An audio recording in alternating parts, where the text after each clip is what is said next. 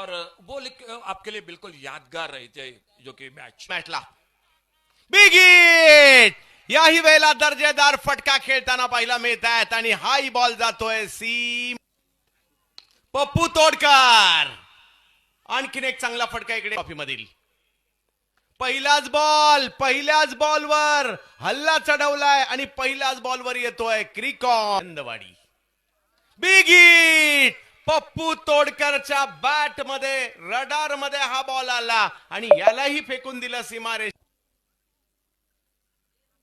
यावेळेला ball full toss त्याला फक्त दिशा दिली आहे आणि आणखीन एक बॉल सीमारेषा आणि अर्धशतक पूर्ण होत आहे. पप्पू तोडकर तोडफोड करणारा पप्पू तोडकर आज मात्र तुटून पडलाय आणि पुण्यावरून आलेला हा खेळाडू आज सिंधुदुर्गामध्ये आपली छाप सोडतोय.